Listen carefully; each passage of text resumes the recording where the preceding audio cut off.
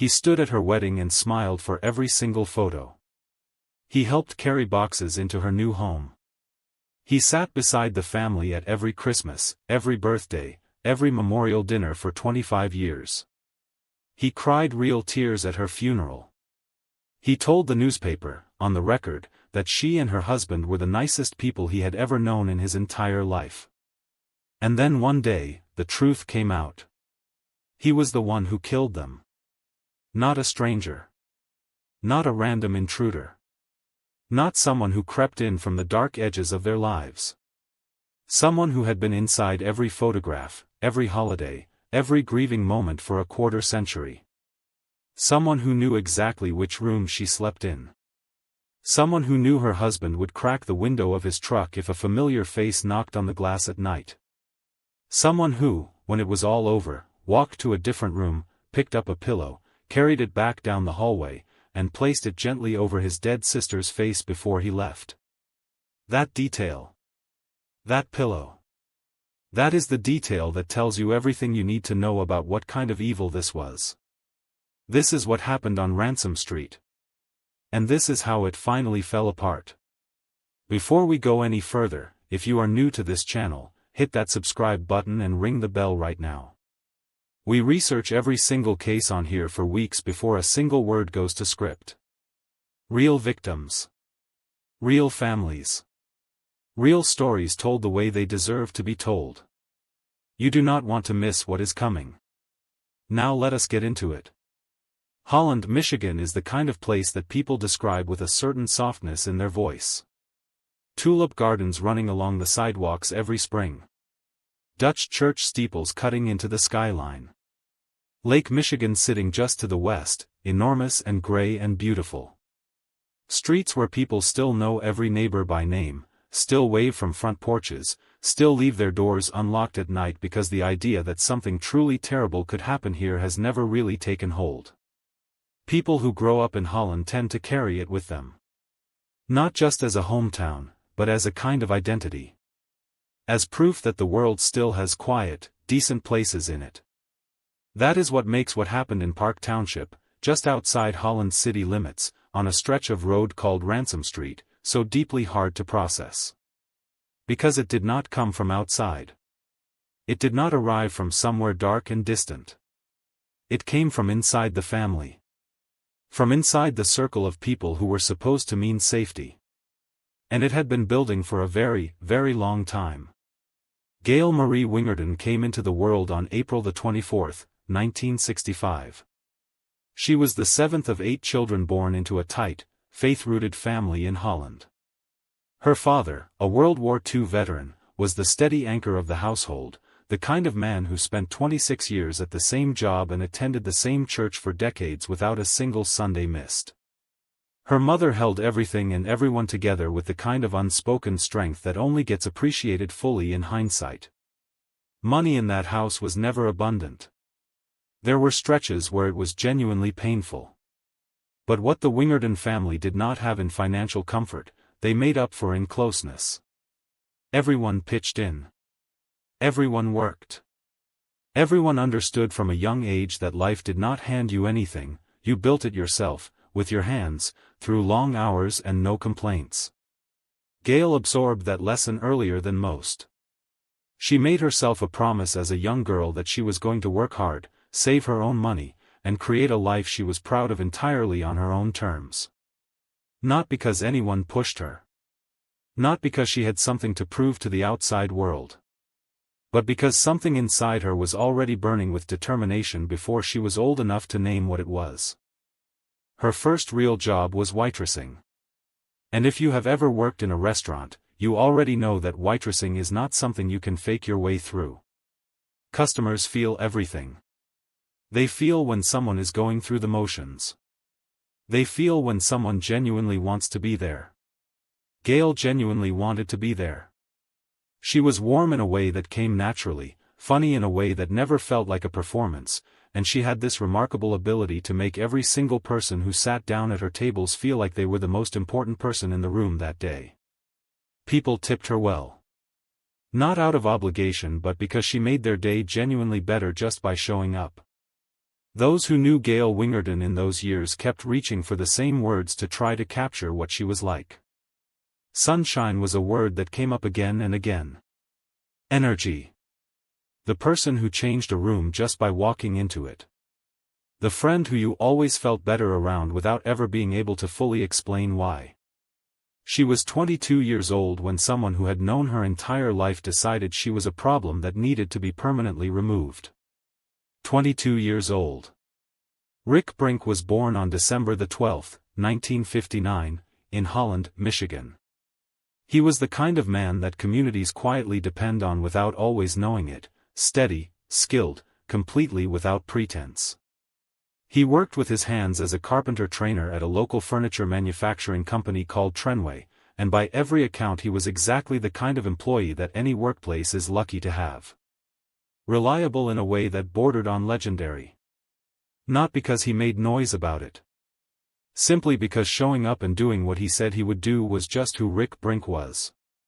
When Rick was 25 years old and Gail was 19, they crossed paths at work in 1984. Rick went home that evening and told his mother something simple. He said he had just met the woman he was going to marry. He was not the type to say things he did not mean. What followed was 2 years of something that sounds simple on paper but is actually quite rare in practice, two people discovering that the person they love is also the person who makes ordinary life feel worth showing up for. Summers on Lake Michigan. Weekends on his family's boat. Afternoons learning to water ski together and coming back to shore sunburned and laughing. Evenings with family that stretched long past when anyone had planned to leave because nobody wanted to be the first one to go. On April 25, 1986, one day after Gail turned 21, they got married. Small church. Close family. Nothing to prove to anyone. Rick in a bright blue suit jacket. Gail in white with a smile so wide that everyone in every photograph from that day looks happy just from standing near her. The reception ran later than planned because neither of them was in any hurry for it to end. They honeymooned somewhere warm and came back ready to build the next chapter. 18 months later, they were both dead. In October of 1987, Rick and Gail moved into a ranch-style house on Ransom Street in Park Township, about 20 acres of open land sitting on the quiet edge of Holland. The property had come to them through Rick's father Garrett, who had spotted it and helped negotiate a price that made it possible for the young couple to get into it. The house was rough. The previous owner, a man known around Ottawa County as Shotgun Sid, had lost the property to foreclosure and had stripped it on his way out. Fixtures pulled from the walls. Cabinets barely hanging. Rooms that looked like someone had started renovating and then simply given up halfway through and walked away. It was a project, not a home. At least not yet. But Rick Brink looked at a room full of damage and saw what it could become. He picked up a home video camera and started documenting the work. Room by room, floor by floor, week by week. His voice on that footage is easy and unhurried, the voice of a man doing exactly what he is supposed to be doing with his life.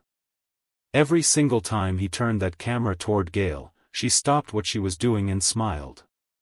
Sometimes she waved. Sometimes she laughed at something he said. Sometimes she looked embarrassed and pleased at the same time in that way that only happens when someone loves you and you know it. There is one moment in that footage that becomes almost impossible to watch when you know what comes next. Rick pans the camera slowly through a small, empty room at the end of the hallway. Bare walls. Unfinished floor. Just a quiet space waiting to become something.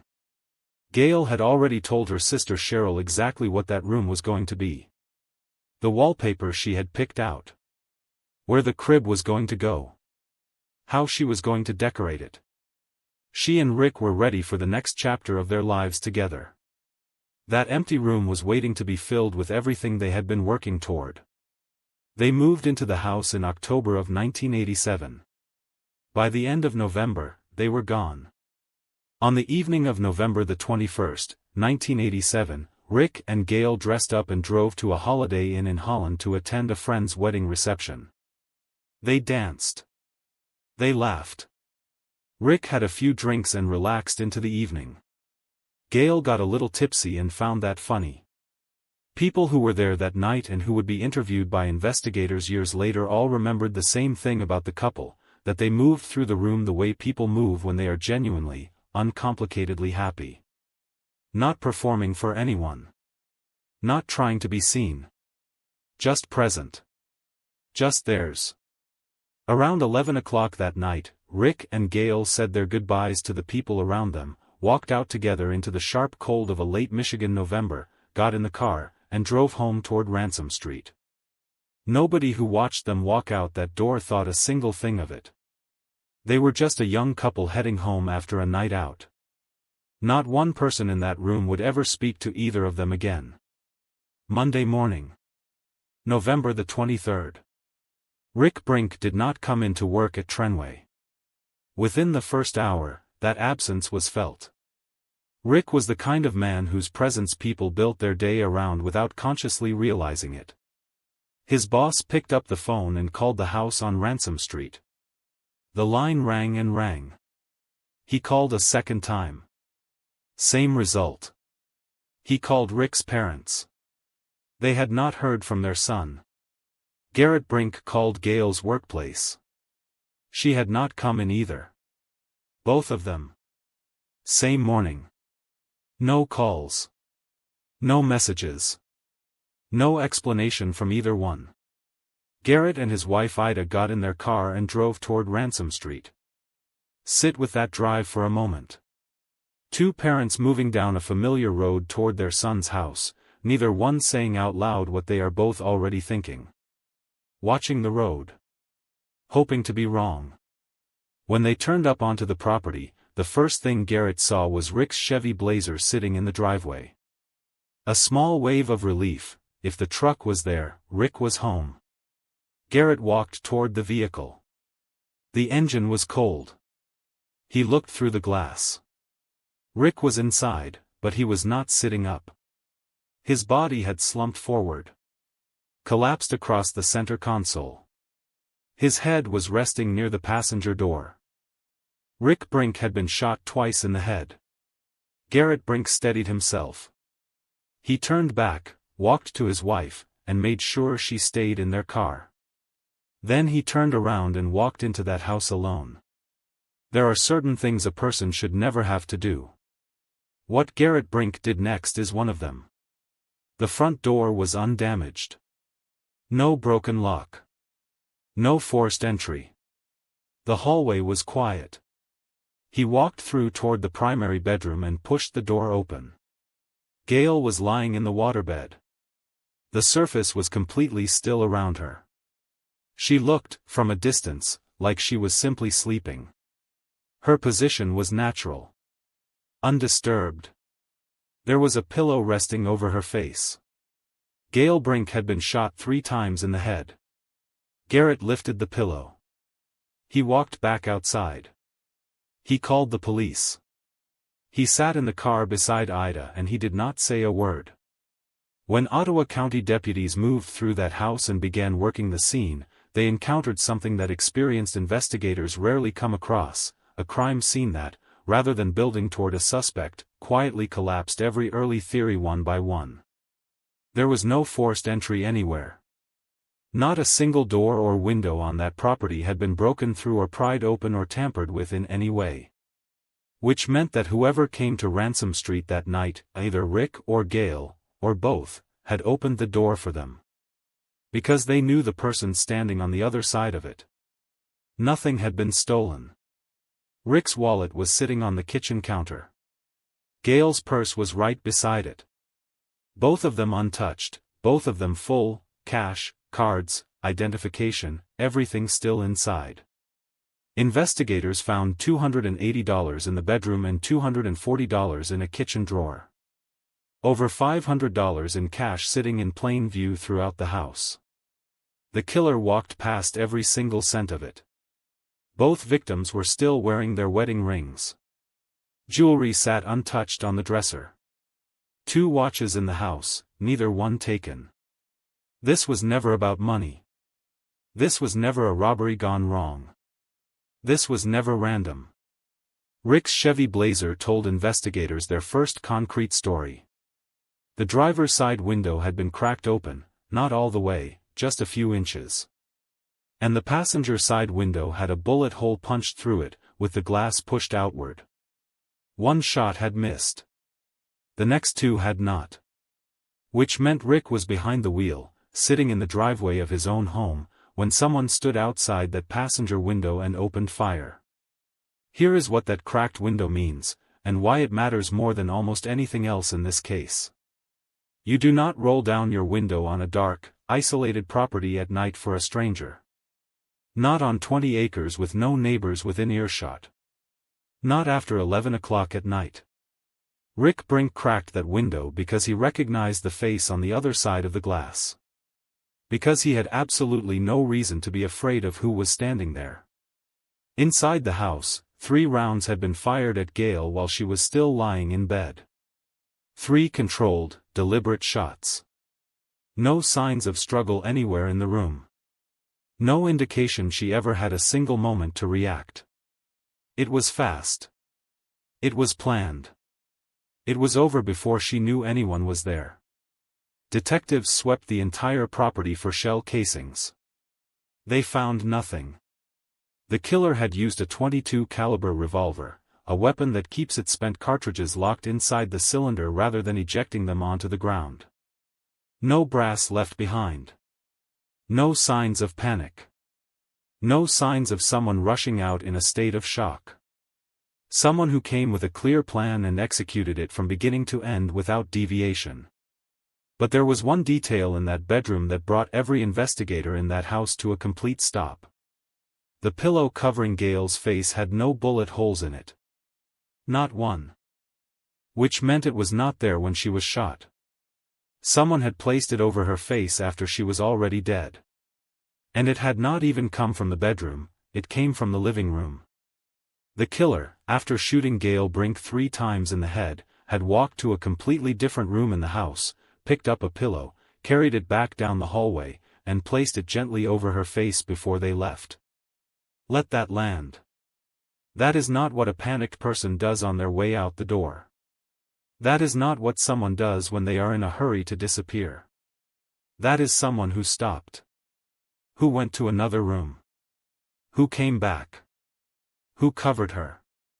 Someone who could not stand to look at what they had just done to her. Someone who needed to hide her face before they could make themselves leave. Someone carrying something far more complicated and far darker than simple anger or greed. That pillow was not violence. That pillow was intimacy. A twisted, consuming, deeply personal connection to the woman lying in that bed.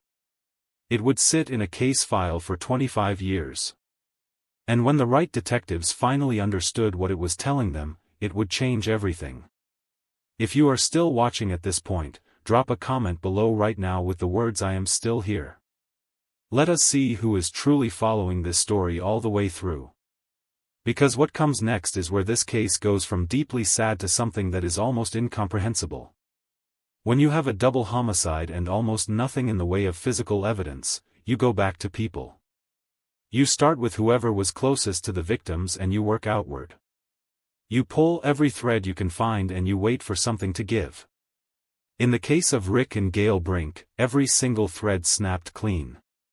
An ex-boyfriend of Gail's was an early point of focus.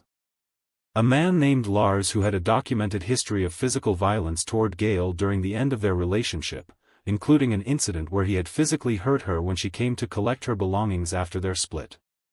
He was bitter. He had known the Ransom Street property. On paper he fit. But Lars submitted to a polygraph examination without hesitation, passed it cleanly, and his alibi for the night of November the 21st held firm through multiple corroborating witnesses. He was ruled out before the week was over. Shotgun Sid, the previous owner who had lost the Ransom Street property to foreclosure, surfaced next. He had a criminal history, he knew every inch of that land, and he understood better than almost anyone exactly how isolated it was. But he walked into the sheriff's office voluntarily before anyone even called him. He sat down, he talked, he passed his polygraph, and his alibi checked out. Another thread gone. The case ran in newspapers across West Michigan. Tips came in for months. All of them went nowhere. At the funeral, the priest looked out at 2 rows of completely shattered families and opened his remarks with something that Rick's brother Bud said he would never forget for the rest of his life. The priest said, "This is not the work of the Lord. This is the work of the devil."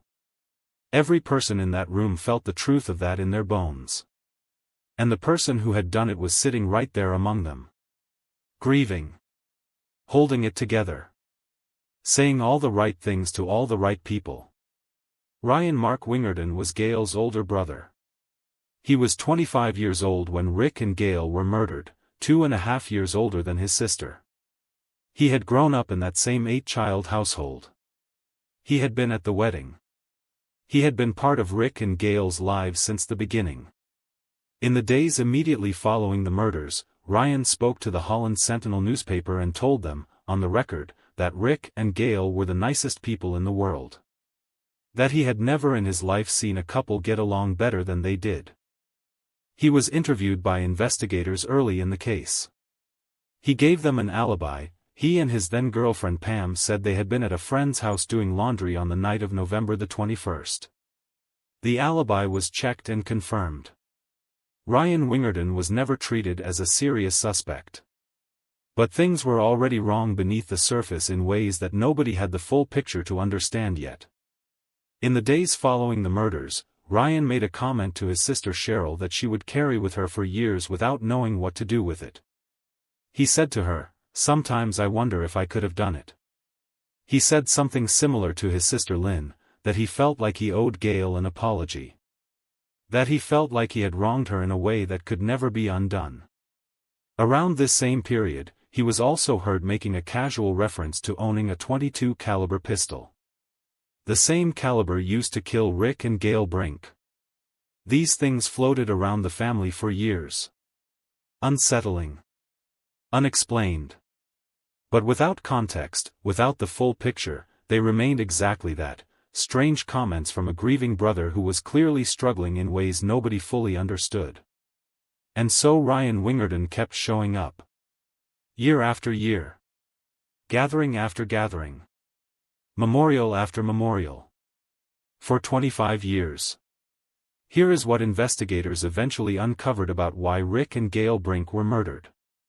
Ryan Wingerden was carrying a secret about his relationship with his sister Gail that he was prepared to do anything in the world to keep buried. When they were children, Ryan 12 years old, Gail 9 years old, there had been sexual contact between them. It continued into their early teenage years. Ryan would later testify under oath that this contact was mutual.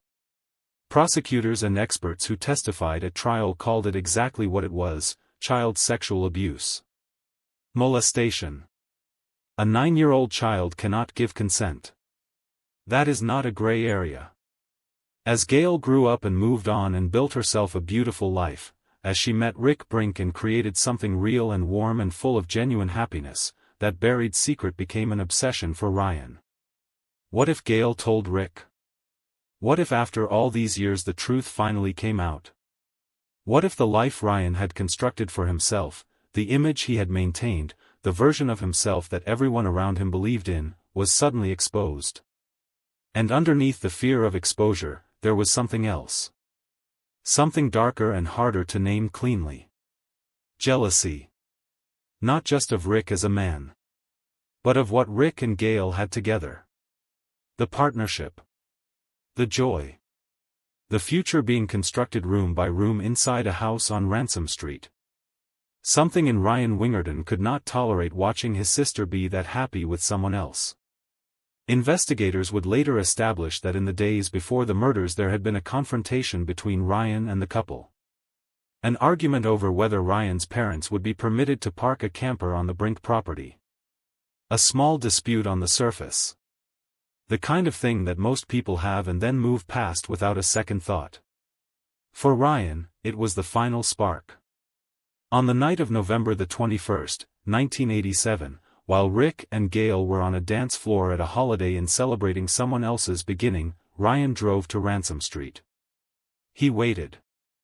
When Rick pulled into the driveway and cracked the window of his Chevy Blazer for his brother-in-law, for the man he had absolutely no reason to fear, Ryan Wingerden fired through the passenger glass. Then he walked into the house. Gail Brink never had the chance to wake up. And when it was over, before he made himself leave, Ryan walked to the living room, picked up a pillow, carried it back down the hallway, and placed it over his sister's face. Then he drove away into the dark and waited for someone else to find them. Ryan Wingerden's then-girlfriend and later wife, a woman named Pam, knew what had happened. Not because she was there when it happened, but because Ryan took her to Ransom Street before the bodies were discovered. He brought her to the property and he showed her what he had done. He stopped at the Blazer in the driveway and she saw Rick. Then he grabbed her by the wrists, walked her inside the house to the bedroom, and showed her Gail. Pam carried the weight of that knowledge for 25 years. She had confirmed Ryan's alibi in 1987. She stayed with him. She married him. She raised children with him. She told herself she was protecting her family. She told herself she had no choice. She held on to the secret the way people hold on to things that are quietly destroying them, by pretending it is not there. But something in the alibi she had given all those years ago had not held perfectly. A small recantation had been made at some point and then buried in the case files, overlooked during the original investigation, never followed up on the way it should have been. When the cold case team found it, that small discrepancy was the crack that brought the whole wall down. In 2009, the Ottawa County Sheriff's Office established a dedicated cold case unit to revisit unsolved crimes. In 2011, detectives Venus Repper and David Blakely opened the Brink case file for the first time with fresh eyes. What they inherited was a case made almost entirely of paper. Thousands of documents, some so old and degraded that the detectives had to physically tape pages back together before they could even read them. They started from scratch. Read every word. Rebuilt the entire investigation from the ground up. Then they started talking to people. More than 200 interviews over the course of 2 years. They crossed state lines. They tracked down witnesses who had moved away from Holland a long time ago. They sat across from people who had been quietly carrying pieces of this story for a quarter century and had finally reached the point where the carrying had become heavier than the telling. Detective Repper described it this way: loyalties change. Friendships change. People who may have been hiding something back then no longer feel the need to protect it, or they have held it so long that they need to put it down. That is exactly what happened. Family members began opening up to the detectives about Ryan's strange comments in the days after the murders. About the references to the .22 caliber pistol. About the apology he kept saying he owed Gail. Slowly, across 2 years of painstaking work, the shape of something that had been completely invisible in 1987 started to emerge. On January 18, 2013, detectives Repper and Blakely brought Pam Wingerden into the Ottawa County Sheriff's Department for a formal interview. She told them everything. Ryan Mark Wingerden was arrested on January 22, 2013. 25 years, 2 months, and 1 day after Rick and Gail Brink were murdered on Ransom Street. The trial began in March of 2014 and lasted 3 full weeks. More than 60 witnesses took the stand, among them Ryan's own wife, his sisters, and his aunt. Pam Wingerden testified against her husband. She described the night he drove her to the property and walked her through what he had done. She described 2.5 decades of living with the knowledge of what she had seen. She said she stayed silent because she loved him and because she was afraid of losing her children and her life. She sat in that courtroom and she told the truth. Cheryl Murphy, Gail's sister, the same woman Gail had told about the nursery wallpaper and where the crib was going to go, sat in that same courtroom and listened to the full story come out for the first time. So did the Brink family. All of them having spent 25 years carrying an open wound with no closure, sitting in the same room as the man who had caused every bit of it. Ryan Wingerden took the stand in his own defense. He admitted under oath to the sexual contact with Gail when they were children. He described his motive for the murders. He said he killed his sister and her husband because he was jealous of what they had together and because he was terrified that Gail would one day tell Rick the truth about what had happened between them when they were young. He had murdered 2 people to protect a secret that he then confessed to in open court 27 years later. On March 28, 2014, the jury returned its verdict after 4 hours of deliberation. Guilty. 2 counts of first-degree murder. When the forewoman finished reading those words into the silence of that courtroom, Cheryl Murphy turned to the people sitting beside her and said 3 words. "We finally got him." Judge John Hulsing sentenced Ryan Wingerden to 2 consecutive life terms in prison with no possibility of parole. He described the murders as a brutal homicide. He was not understating it. Detective Venus Repper spent 2 years of her professional life rebuilding this case from paper scraps and old interviews and slowly shifting loyalties. When it was finished and the verdict had come back and the sentencing was done, she described what the work had been about in the simplest terms she could find. It is about these 2 people who were murdered. It is justice for Rick and Gail. Rick Brink was 28 years old. He was a man who went home one afternoon and told his mother he had just met the woman he was going to marry, and then spent the next 3 years showing the world exactly what he meant by that. He deserved to grow old. He deserved to see what that house on Ransom Street was going to look like when all the work was finished. He deserved to be there when that room at the end of the hallway stopped being empty. Gail Brink was 22 years old. She was the kind of person who changes the temperature of a room just by walking into it. She was a little girl who made herself a promise about the kind of life she was going to build and then kept every single part of that promise. She deserved that nursery. She deserved every single morning of the future she had been working toward since she was old enough to understand what working toward something meant. They both deserved more time. And the man who stole every moment of it from them will spend every remaining day of his life inside a prison cell. That is not a perfect ending. There is no such thing in cases like this. But it is the most that truth and justice can give to 2 families who waited 25 years just to hear a jury say out loud what had always been true. The answer had been there the whole time. Right there at the table. Right there in the family photos. Right there with the red eyes and the shaking hands and the words about how they were the nicest people in the world. He knew exactly what he had done. And now, finally, so did everyone else. If this story stayed with you, and I think it will, drop a comment below right now and tell me which moment hit you the hardest. Was it the pillow? The cracked window? The 25 years of sitting at that table? Tell me below. And if you are not subscribed yet, do it right now before you scroll away. Every case on this channel is told with the same care and the same respect for the real people at the center of it. They deserve that. Hit subscribe, ring that bell, and share this with someone who needs to hear this story. There are more solved cold cases linked in the description below. Every single one of them deserves to be told.